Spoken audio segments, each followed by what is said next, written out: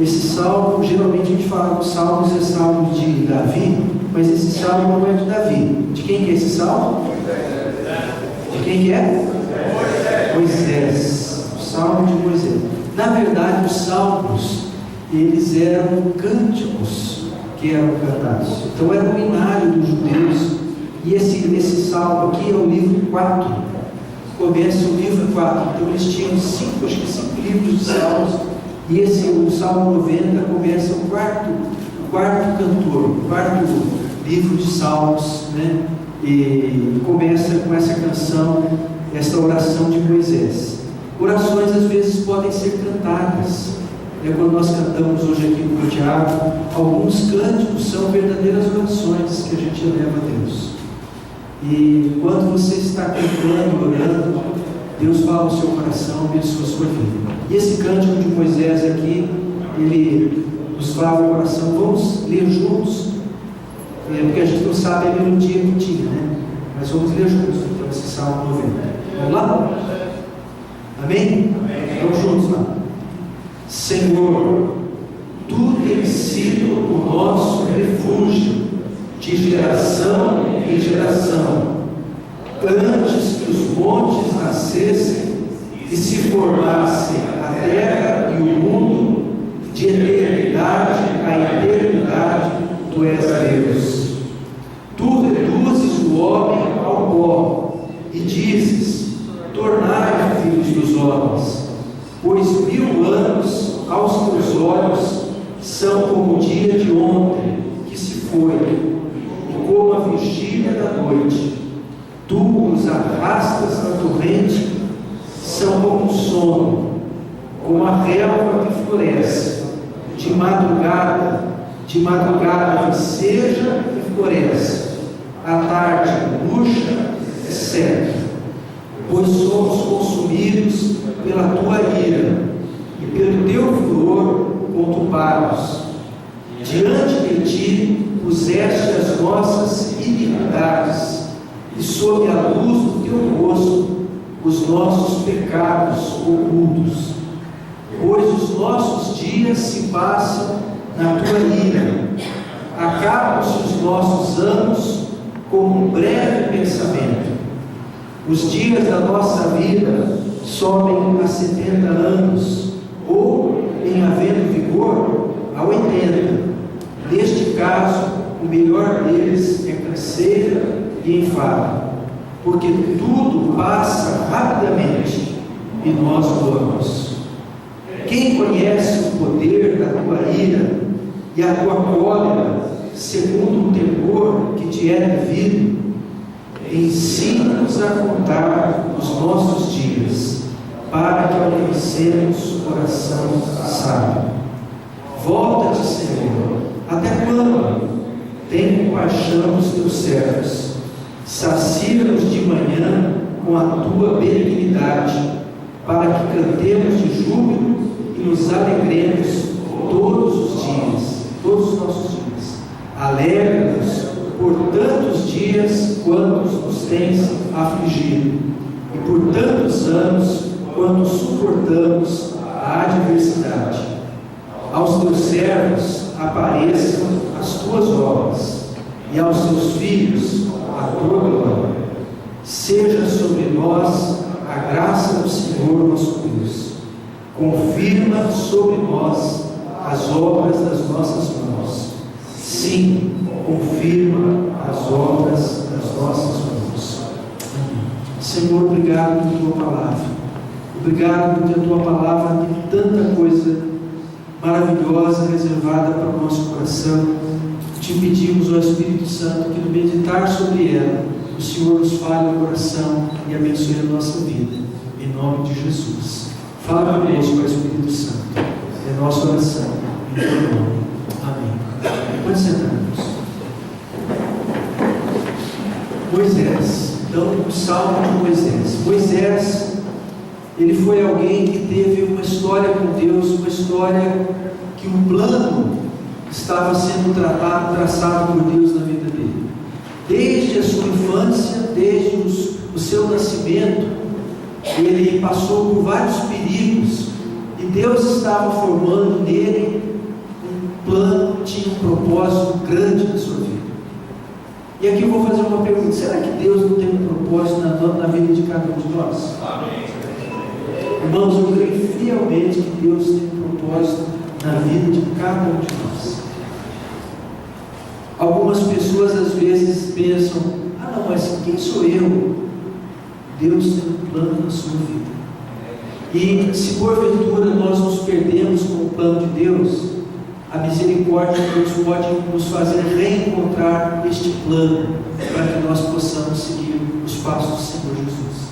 Deus tinha um plano na vida de Moisés. Deus o salvou num cesto de vime, num cesto de junco, nos dias do seu nascimento, que estavam matando todos os bebês.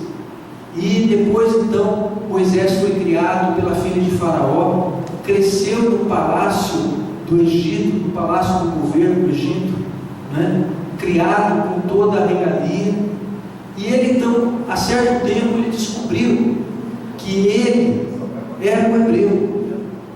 E ele então quis descobrir a sua origem, e ao encontrar um egípcio brigando com um hebreu por causa da escravidão, porque os hebreus eram escravizados na terra do Egito, e esse egípcio estava agredindo o hebreu, Moisés se interpôs e acabou, não sabemos se voluntária ou involuntariamente, matando aquele egípcio. Eu não sei se alguém que já matou alguém, mas é uma coisa muito difícil. E o que aconteceu? Moisés, sendo da corte, ele pegou e ele sepultou e enterrou aquele egípcio na areia, pensando que não seria descoberto. Até que então ele foi descoberto, e por ter sido descoberto, e a circunstância que foi descoberto, ele teve que sair fugido do Egito, com 40 anos de idade, e ele ficou durante 40 anos vagando no deserto. 40 anos vagando no deserto, cuidando de ovelhas. E Deus tinha um plano na vida dele. E quando ele estava com 80 anos, a Bíblia diz que Deus se revelou a ele e falou assim: Moisés, eu quero que você desça e vá tirar o meu povo do Egito. Então Moisés voltou para o Egito, agora numa nova direção, capacitado por Deus, dirigido por Deus. E agora então Moisés, já de cabelos grisalhos, já um homem feito, formado, ele passa 40 anos no deserto, conduzindo uma multidão de cerca de 3 milhões de pessoas. 3 vezes Campinas. 3 vezes Campinas. Não era pouca gente, não. Não era pouco, porque eles eram 600 mil homens, mais fora as mulheres e crianças.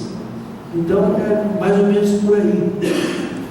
E aquela multidão fez com que Moisés passasse momentos de grande aflição, altos e baixos, circunstâncias que ele atravessou, e contando com a bondade de Deus, com a misericórdia de Deus. E aconteceu então que ele tirou o povo do Egito, ele guiou o povo do Egito, e no final da sua vida fala assim: e não havia sobre a terra homem mais manso do que o varão Moisés. E não havia sobre a terra homem mais manso do que o varão Moisés, um homem trabalhado pela mão de Deus. Aqui nesse salmo ele fala assim, no versículo de número 12, ele diz assim, vamos ler juntos? Ensina-nos a contar os nossos dias, para que alcancemos coração sábio. Vamos mais uma vez? Ensina-nos a contar os nossos dias, para que alcancemos coração sábio. Eu não sei se você já conversou com uma pessoa idosa, uma pessoa de mais experiência que você. Eu sempre tive curiosidade de conversar com pessoas um pouquinho mais idosas que eu. Eu lembro que meus pais tinham alguns padrinhos de casamento, que foi uma das razões porque a minha família veio para a igreja do Nazareno. E o nome dele era Aguinaldo, irmão Aguinaldo. E eu lembro que o irmão Aguinaldo ia na nossa casa, ele nos visitava, meus pais, e ele tinha um Chevrolet aquela talheira, aquela grossa, e ele tinha aquele Chevrolet. Quando nós não tínhamos carro, nós usávamos o CCTC, o CCTC redondo na lateral, arredondado, que tinha as propagandas. E o que aconteceu? O irmão Aguinaldo chegava lá com o carro dele, com um banco estofado, com bola, e a gente às vezes pergunta: irmão Aguinaldo, pode sentar no Chevrolet? Pode sentar, você sentado. E aquela lataria grossa, assim, misericórdia. E uma coisa que o irmão Aguinaldo falava, ele ia na casa dos meus pais, ele orava, ele falava de Jesus, e eu ficava ouvindo, nós ficávamos os filhos lá. Eu não sei se meus irmãos também, mas eu lembro que às vezes eu ia para dormir, meus pais pegavam a gente e tiravam e iam colocar na cama, porque a gente dormia ali ouvindo o irmão Aguinaldo. Não tinha televisão naquela época, ficávamos ouvindo as palavras. Quanta coisa que ele ia contando história. Às vezes nós íamos visitar o irmão Aguinaldo na sua casa. Quantas experiências. E alguns aqui, numa certa ocasião, conversando com o irmão Wilfred, numa viagem, quando a esposa estava enferma lá em São Paulo. Quanta coisa boa que aprendi com o irmão Wilfred. Quanta coisa, às vezes, ouvindo o riso, certa ocasião, comendo na casa do riso, pessoas com mais experiência. Ou o Gomes fala do irmão Francisco, né? O irmão Francisco, 94 foi para a guerra. O irmão Francisco foi para a guerra, foi para cima na guerra, né? E conversar. Será que nós podemos ter um coração sábio? Eu acho que Deus quer que nós tenhamos.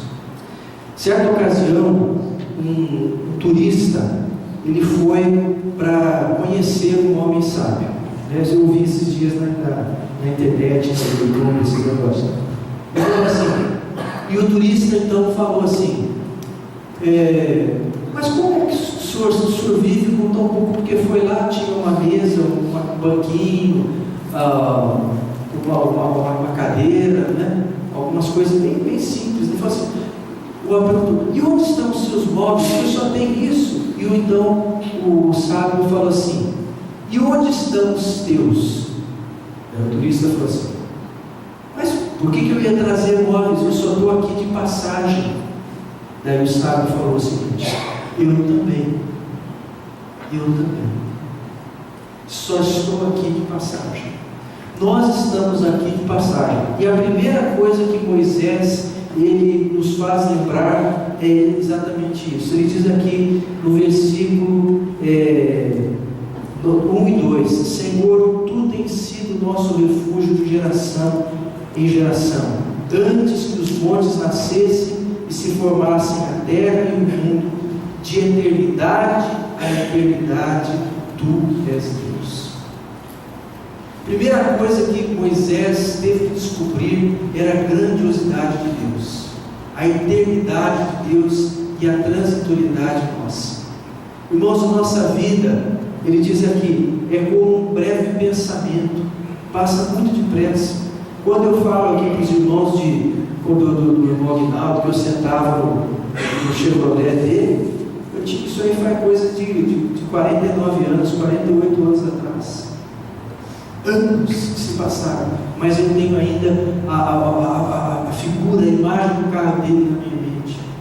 Algumas palavras do irmão Aguinaldo ainda no meu coração. E eu lembro quando ele faleceu aqui na casa de saúde, e ali na época tinha um velório que ficava ali na própria casa de saúde, né? E o que aconteceu? Quando fomos ali, eu olhei para aquele caixão florido, né, tudo mais, e eu olhei para o irmão Aguinaldo e falei assim: eu sei onde está esse homem. Eu quis ver o irmão Aguinaldo. E eu falei assim: eu sei onde ele está agora. Ele foi morar com Jesus no céu. Porque o que ele falava, irmão, era só de Jesus. Era só de Jesus, era só de Jesus.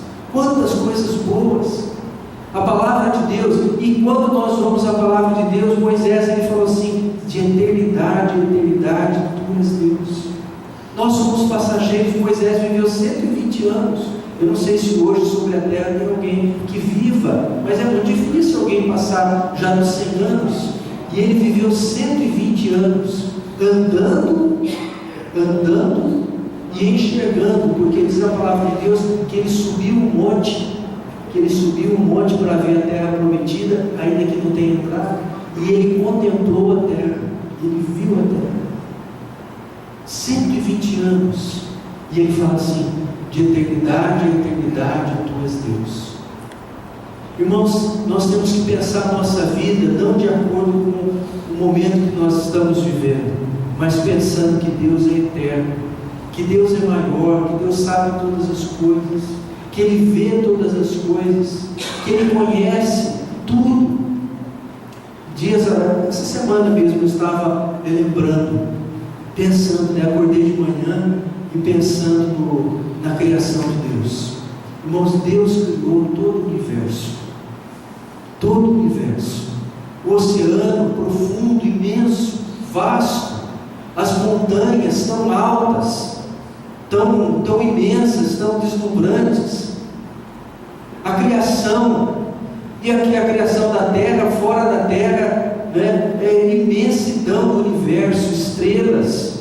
Dizem que há mais estrelas no céu do que grãos de areia na praia do mar. E a gente sabe que há muitos grãos de areia nas praias do oceano. A imensidão do universo, e nessa imensidão Deus vem se revelar ao homem. Deus vem se revelar a mim e a você. Deus vem falar ao nosso coração. E parece que Ele começa a falar de uma forma particular, como Ele falou com Moisés. Que a palavra diz que Deus se revelou a ele quando ele tinha 80 anos no meio de uma sarça. E aquela sarça ardia, pegava fogo, mas não se consumia, não se apagava. E Deus falou assim: Moisés, tira as sandálias dos teus pés, porque o lugar onde você está é terra santa. E Deus falou assim: Moisés, eu quero que você vá e tire o meu povo do Egito. E Moisés, então, deslumbrado com aquela visão, tem aquele trecho que o Senhor fala assim: pega a tua vara, lança. E a vara então é lançada, e a vara se transforma numa serpente. E Deus fala com Moisés: Moisés, toma pela cauda, pega pela cauda. E aquela serpente se torna novamente uma vara. Põe a mão no teu peito. Moisés tira a mão leprosa. Põe a mão de novo, a mão curada, mão limpa. Deus pega assim: vá e diga que o eu sou é quem está mandando você. E diga que o eu sou é quem está indo com você. E Moisés, cheio de temor de Deus, porque naqueles dias ele viu sinais miraculosos quando Deus foi libertar o povo do Egito. Saraiva, fogo, águas de sangue, e todas as pragas que aconteceram no Egito lá. E ele então viu que o seu coração precisava conhecer a sabedoria de Deus, a grandeza de Deus, o poder de Deus, a majestade do Onipotente. E ele, com Moisés, Deus conhece a nossa vida, e Deus quer dar sabedoria ao Moisés. Deus quer dar sabedoria a você e a mim. Deus quer nos dar sabedoria e dizer que assim: ensina-nos a contar os nossos dias, para que alcancemos coração sábio. É interessante essa expressão: ensina-nos a contar os nossos dias. Ele está falando assim: ensina-nos a contar os nossos anos. Geralmente nós contamos ano por ano, ano por ano, aniversário.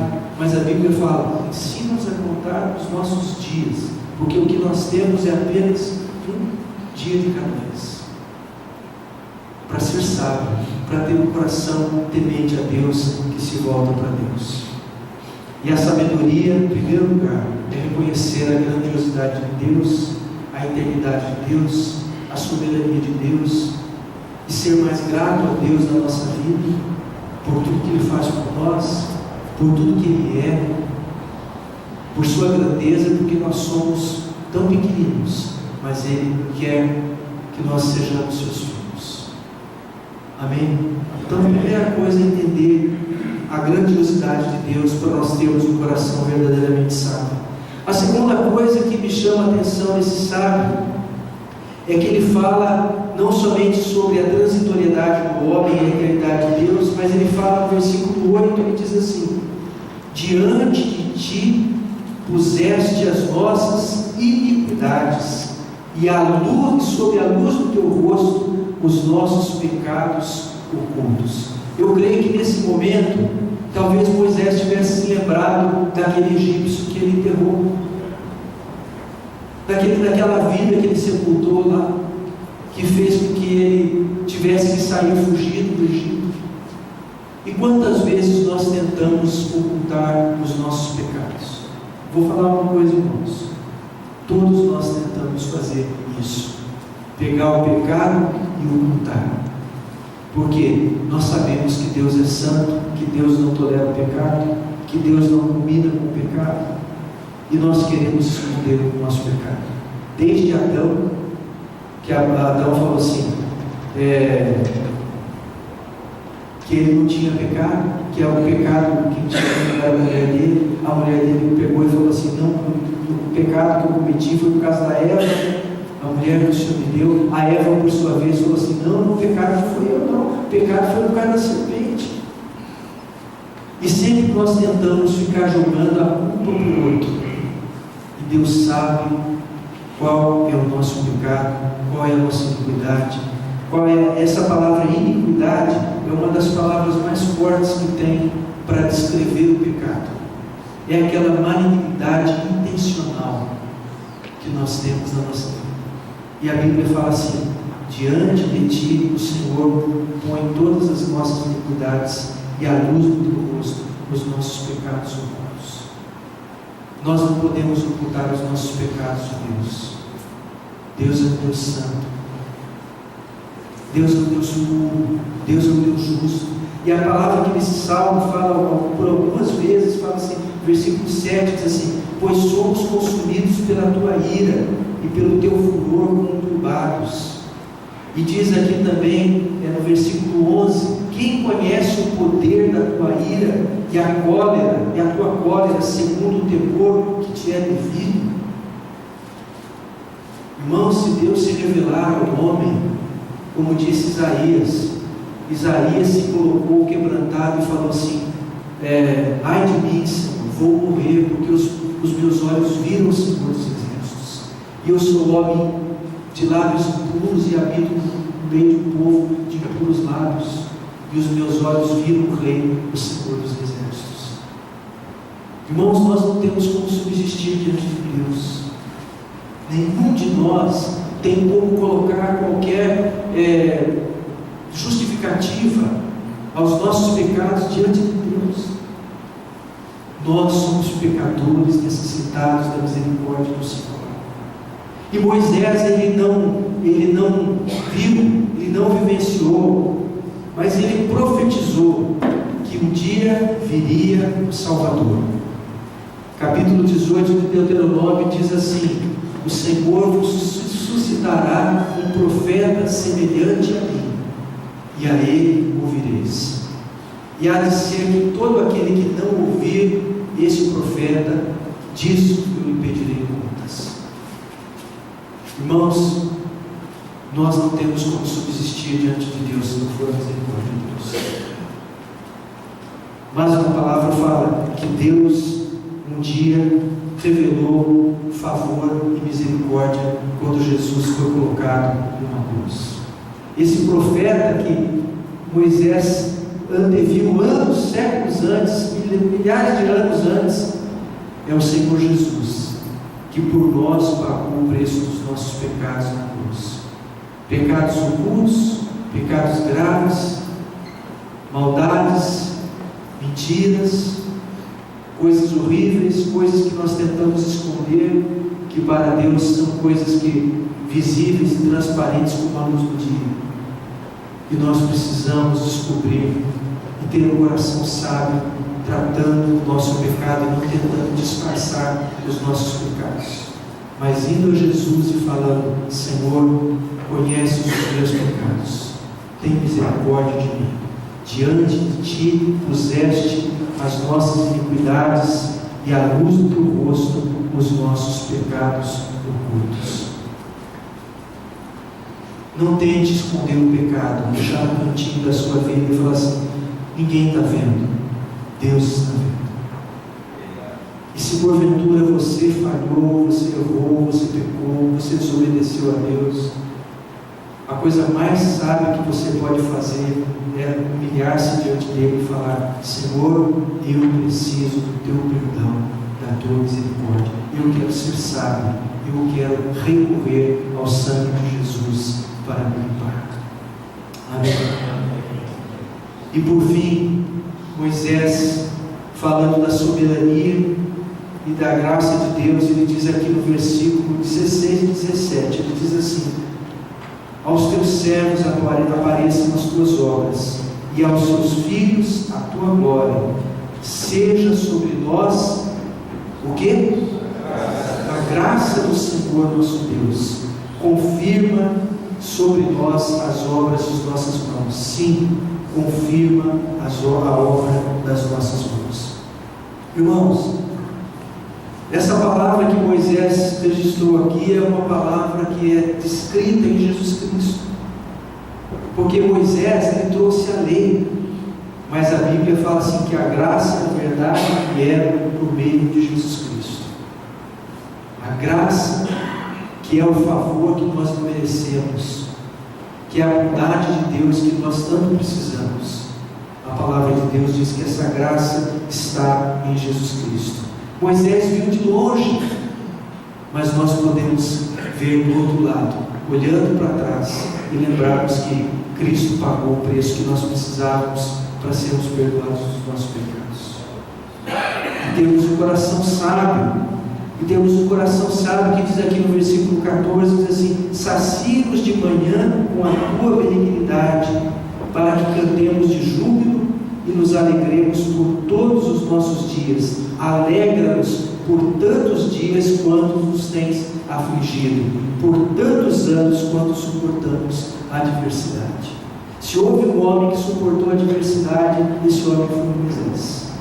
Um povo difícil, a Bíblia narra um povo difícil, um povo de coração endurecido, que quando chegaram para entrar na terra, falaram assim: nós não podemos entrar na terra, vamos voltar para trás. E por causa disso, eles ficaram 40 anos pelejando no deserto, sem água, sem roupa, passando escassez, e Moisés tendo que prover o que o povo precisava a seu tempo. Deus teve que multiplicar seus milagres naquele deserto, e Moisés precisou enfrentar grandes dificuldades, grandes lutas. Irmãos, talvez você esteja passando por adversidade, mas no meio da adversidade, descubra a graça de Deus. Descubra que o Deus da bondade, da misericórdia, do plano eterno, Ele continua tendo um plano para a sua vida, para a vida de cada um de nós. Eu não sei qual que é. Talvez o plano que Deus tenha para você é um plano seu com Ele. O plano que Ele tem para mim é um plano meu com Ele, porque eu só posso viver a minha vida, não posso viver a sua, e você não pode viver a minha, você só pode viver a sua. Cada um de nós só podemos viver uma vez. E enquanto nós vivemos, como diz Moisés aqui, ensina-nos a contar os nossos dias para que alcancemos o coração sábio. O coração sábio é o coração que teme o Senhor, que vai a Cristo, que encontra tudo quanto precisa na graça de Deus, na bondade de Deus, na fidelidade de Deus, e lembra de agradecer a Deus sempre, sempre e sempre. E lembra de voltar para Deus sempre e sempre e sempre. E não esquece de Deus. Lembra que acima de nós está um Senhor que, apesar de saber tudo, Ele ainda é compassivo e misericordioso para nos perdoar e ainda colocar obras nas nossas mãos para possamos até ser contados por Deus, e Deus valorizar aquilo que nós fazemos. Nossa vida está aqui para nós marcarmos a nossa vida. Você está aqui para você ser uma boa influência na sua família, nos seus amigos, nos seus inimigos, né? As pessoas que estão ao seu redor, para que você possa semear coisas boas. Semear coisas boas. Às vezes a semente, você não vai ver o fruto. Esses dias para trás, estava falando assim de uma planta, tem a oliveira que leva 20 anos para produzir o primeiro fruto. Não sei se o Felipe pode nos ajudar, né? 20 anos a oliveira para produzir fruto, né? Demora bastante. Oi? Aquilo demora menos. Mas, por exemplo, tenho ouvido de uma árvore que leva 40 anos para produzir fruto. E daí alguém falou assim: mas por que você vai plantar uma árvore para produzir fruto daqui a 40 anos? Você não vai nem comer esse fruto. Daí ele falou assim: se todo mundo pensasse como você, eu não estaria comendo o fruto dela hoje. Nós podemos semear, seja um semeador da palavra de Deus, de coisas boas, de influência, como por exemplo, ainda hoje me vem a memória do Aguinaldo, ele morava na Avenida da Saudade, logo no comecinho virando ali, e quanta coisa boa semeou. E talvez você tenha pessoas que semearam, bênçãos que você está colhendo hoje. Seja grato a Deus. Bendiga o nome do Senhor. E se nós estamos aqui hoje é porque houve pessoas que se dispuseram as suas vidas para vir aqui e nos abrir, e nos trazer o Evangelho, a palavra de Deus, e nos falar do amor do Senhor Jesus. Será que nós não podemos ser sábios fazendo o mesmo para outros? Que Deus nos ajude.